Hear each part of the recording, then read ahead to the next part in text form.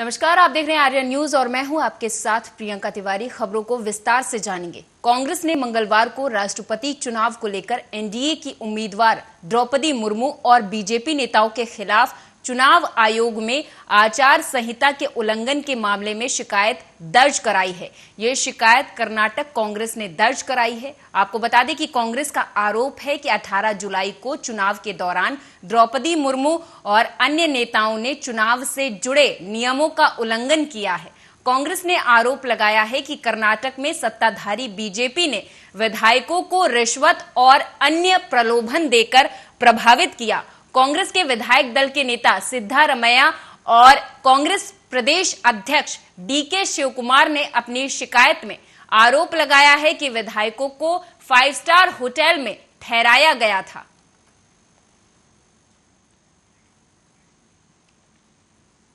तो वहीं शिवसेना से राज्यसभा सांसद संजय राउत को प्रवर्तन निदेशालय ईडी ने आज फिर पूछताछ के लिए बुलाया है। उनसे ये पूछताछ पात्रा चौल जमीन घोटाले से जुड़े मामले में की जानी है।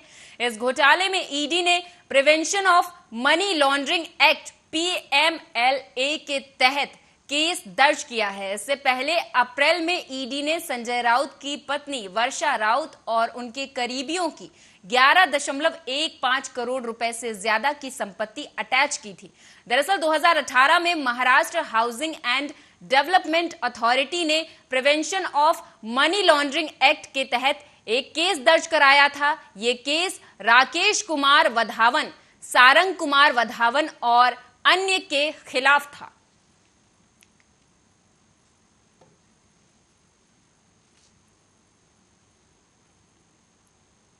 तो अगली खबर उत्तराखंड से है। जिलाधिकारी डॉक्टर विजय कुमार जोगदंडे ने आज तहसील पौड़ी के पास भारत स्काउट गाइड भवन में स्टेट लेवल हाइक और ऑनलाइन यूथ मेंबरशिप सिस्टम कार्यशाला और नवनिर्मित स्काउट भवन प्रशिक्षण केंद्र का उद्घाटन समारोह में मुख्य अतिथि के रूप में प्रतिभाग किया। इस दौरान जिलाधिकारी ने स्काउट गाइड को संबोधित करते हुए कहा कि स्काउट गाइड की प्रासंगिकता वर्तमान समय में लगातार बढ़ रही है। आपदा प्रबंधन कार्यों से लेकर फर्स्ट एड, चिकित्सा, सामाजिक जन जागरूकता के साथ ही शासन प्रशासन के साथ व्यापक सहयोग करने में भी इसका महत्व है।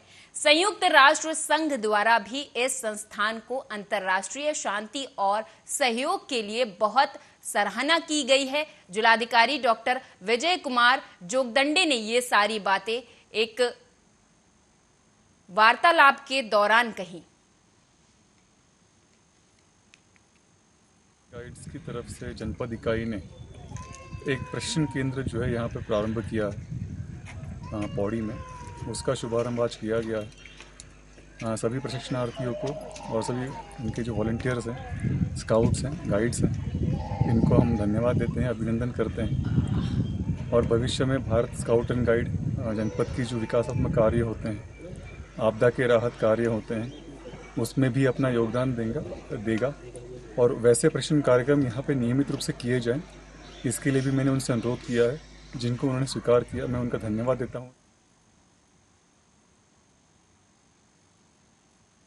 उत्तराखंड में कांवड़ यात्रा के चलते सुरक्षा व्यवस्था को देखते हुए DIG SSP Haridwar doctor Yogendra Singh Rawat और जिलाधिकारी विनय शंकर पांडे ने भारी पुलिस बल की गाड़ियों के लंबे काफिले के साथ हरिद्वार कांवड़ पटरी मार्ग सहित देहात क्षेत्रों में मार्ग से होते हुए फ्लैग मार्च निकाला है। इस दौरान उन्होंने ड्यूटी पॉइंटों का भी निरीक्षण किया। डीआईजी एसएसपी और जिलाधिकारी के साथ सैकड़ों गाड़ियों का काफिला सायरन बजाते हुए हरिद्वार में निरीक्षण करते हुए घूमता रहा। पुलिस द्वारा निकाले गए फ्लैग मार्च का मकसद रहा कि कांवड़ यात्रा में कोई भी भय का माहौल उत्पन्न न हो पाए। जनपद के सभी पुलिस और प्रशासन के अधिकारियों ने, सारे सेक्टर ऑफिसर्स, जोनल ऑफिसर्स और सुपर जोनल ऑफिसर्स के द्वारा जनपद के जो भी संवेदनशील स्थान है वहाँ पर फ्लैग मार्च निकाला गया, जिसमें कि सभी लोग यहाँ पर सम्मिलित हुए थे। इसके अलावा ट्रैफिक की व्यवस्थाओं को एक बार फाइनली टच किया गया। कल से हम लोग जो हमारा 6 लेन का ट्रैफिक है उसमें 3 लेन हम आफ्टरनून के बाद केवल कांवड़ियों के लिए ही आरक्षित कर देंगे, और जो दूसरी हमारी लेन है, यानी यहाँ से जो आने वाली लेन है, यहाँ से जाने में जो दाहिनी तरफ लेन पड़ेगी, उसमें हम दोनों तरफ जो लोकल ट्रैफिक है उसको चलाएंगे।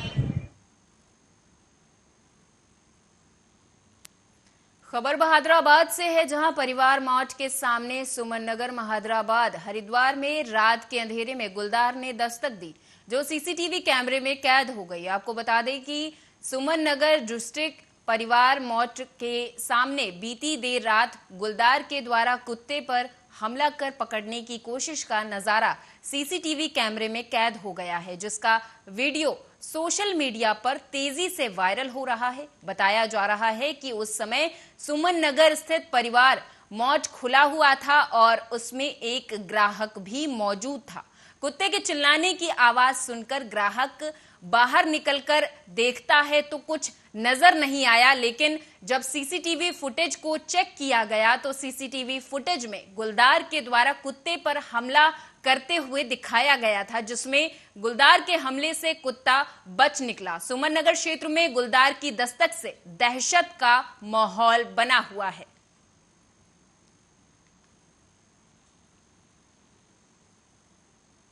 एक बाघ टाइप के हैं 2-3, और उनका खतरा मेरे हिसाब से 1 साल से बना हुआ है।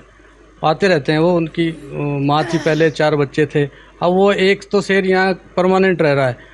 रात को इसमें हमला भी किया है कुत्ते पे, कुत्ते उठा के ले जाते हैं कुत्तों को।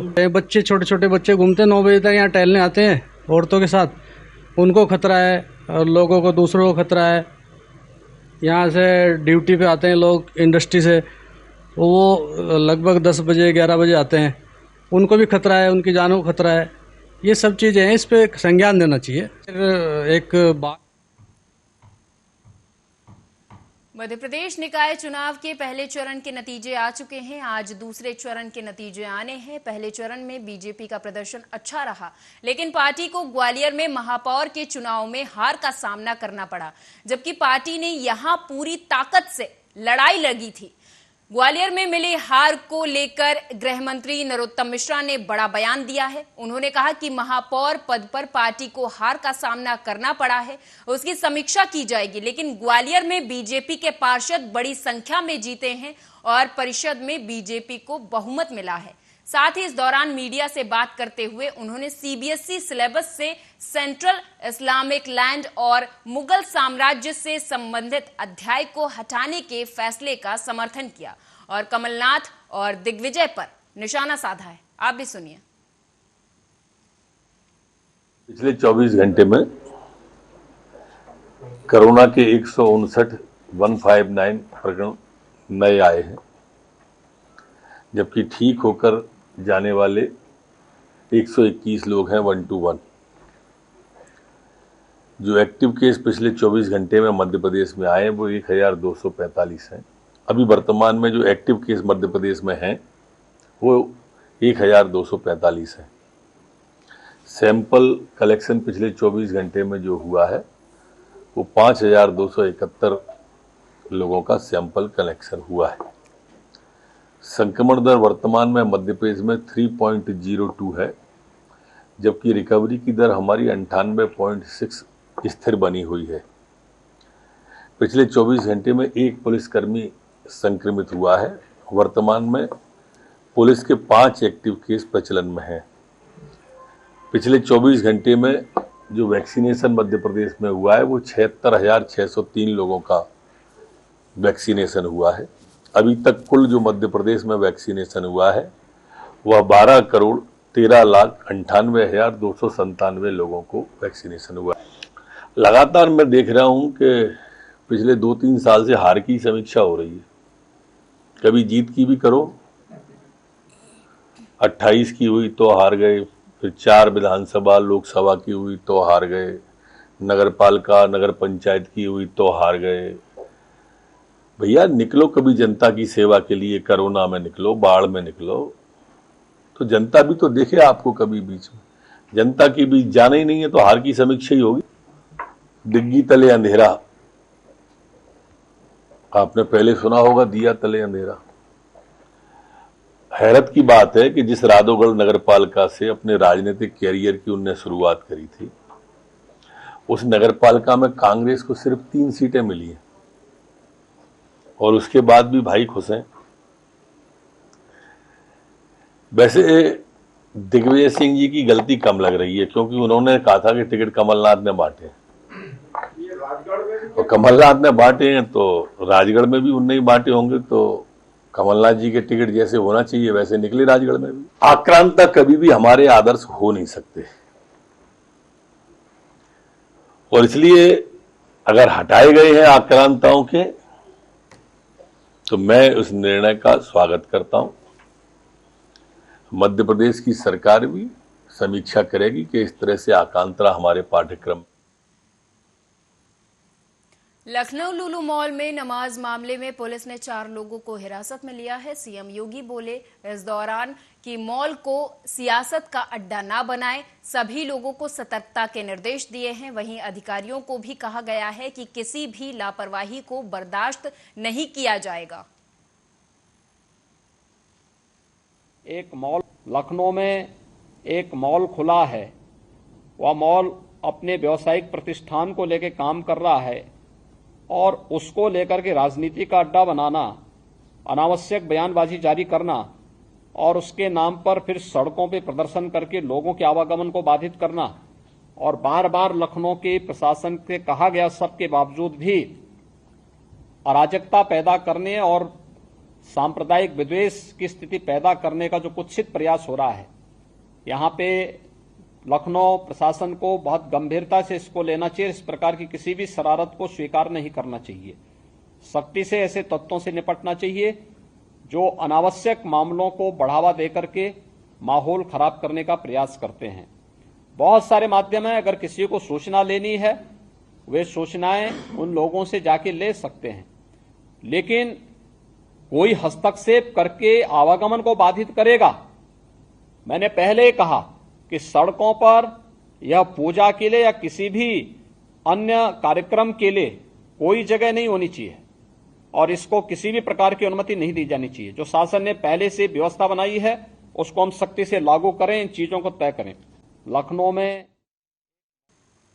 मिर्जापुर के हलिया विकास खंड के 2 गांवों में फैले डायरिया रोग से सरकारी महकमा लड़ रहा है। कठारी और शुक्लपुर में पीड़ितों का इलाज किया जा रहा है। पेड़ पर टंगा दवा का बोतल और खाट पर लेटे मरीज का ये वीडियो सामने आया है, जहां पर मुख्य चिकित्सा अधिकारी ने कहा कि मरीज की गंभीर हालत को देखते हुए तुरंत इलाज के लिए पेड़ का सहारा लिया गया। जनपद के पिछड़े इलाके में शामिल हलिया विकास खंड के ग्रामीण आज भी पेयजल की समस्या से जूझ रहे हैं। क्षेत्र के लहुरिया दह में जहां लोगों को 1 किलोमीटर चक्कर लगाकर पानी का जुगाड़ करना पड़ रहा है, वहीं पर कोठारी और शुकुलपुर गांव में कुएं का गंदा पानी पीने से 2 दर्जन से अधिक लोग बीमार हो गए। डायरिया की चपेट में आने से 2 बालक और 1 बालिका की मौत हो चुकी है। गांव में डायरिया की शिकायत मिलने पर चिकित्सा महकमे ने पेयजल के स्रोत की जांच करते हुए लोगों में दवा का वितरण किया है। गांव में फैला है कठारी और शुकुलपुर। कठारी में करीब 2 बच्चों की मृत्यु हो चुकी है और 18 लोग 16 से 18 लोग बीमार रहे और उनका उपचार हो रहा है। वो लोग ठीक हैं, वो लोग डिस्चार्ज भी हो गए, कुछ भर्ती रहे, कुछ को दवा दे के ठीक हो गए। और शुकुलपुर में एक बच्ची ईशा नाम की 14 साल की, वो एक्सपायर कर गई थी, कहीं और इलाज कराई थी, रास्ते में जाते जाते पीएचसी में पहुंचने से पहले ही एक्सपायर कर गई थी और वहाँ पे भी हम लोग रात को 3 बजे गए थे परसों।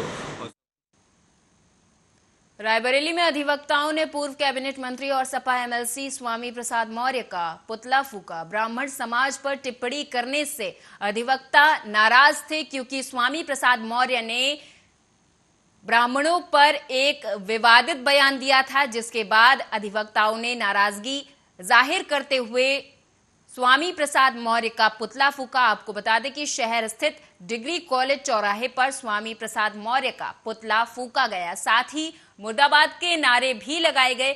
अखिलेश यादव से ऐसे बेलगाम बदजुबान नेताओं पर सख्त कार्रवाई करने की मांग भी की गई।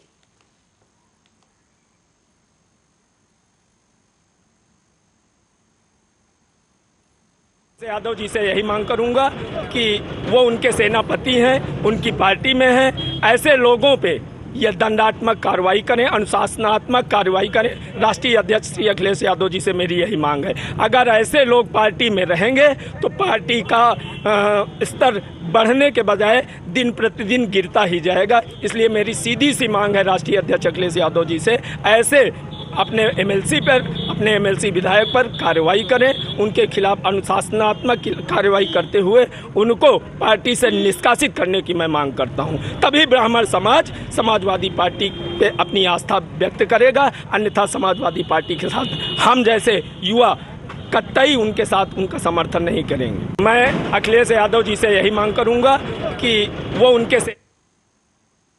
कानपुर कमिश्नरेट पुलिस का एक बड़ा कारनामा सामने आया है। इस कारनामे ने पूरे पुलिस महकमे को शर्मसार करके रख दिया।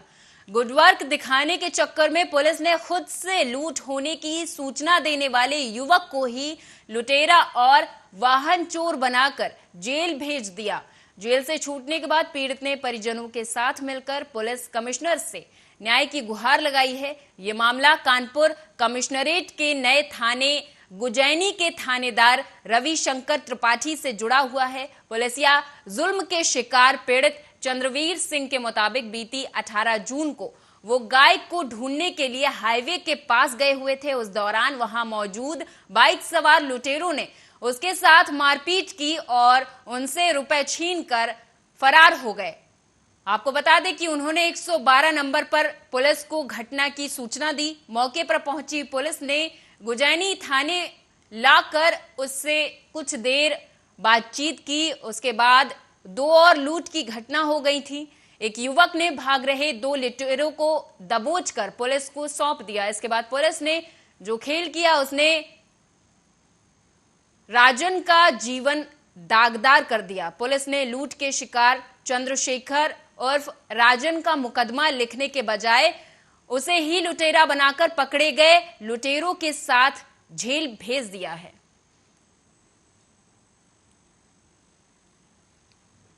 18 तारीख की रात को हम अपनी गाय ढूंढ रहे थे तो पुल के पास 5-6 लोग खड़े हुए थे।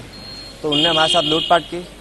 मेरी घड़ी 360 रुपये जेब में थे और चांदी की अंगूठी उन लोगों ने छीन लिया। उसके बाद फ़ोन मांगने लगे तो हमने फ़ोन नहीं दिया। किसी तरह ने वहाँ से निकल के हम भाग गए और 112 नंबर डायल किया। 112 डायल करने के बाद में तो वहाँ से 112 में हमने पूरी घटना बताई हमने 112 में। तो थोड़ी देर बाद बोले कि आपके पास हम सेवा तत्काल भेज रहे हैं। उसके 10 मिनट बाद लमसम जेब्रा का कॉल आता है, मतलब गुजैनी थाना से, कि आप कहाँ पे हैं। तो हमने बताया हम पुल के पास खड़े हुए हैं। बस वहाँ से आया, हमने उनको बताया भी कि सर मैंने डायल किया 112 नंबर। तो उनने कोई रिप्लाई नहीं दिया और बैठाला और चले गए थाने में, बंद कर दिया। उसके बाद में 2 लड़के और आए, उनको भी मेरे साथ में जोड़ दिया। क्या तुम्हारे ऊपर क्या घटना दिखाई, तुमने क्या अपराध किया? हमारे साथ यही लूटपाट दिखाई है कि हमने लूट किया है, लेकिन हमने 112 खुद डायल किया था हमारे।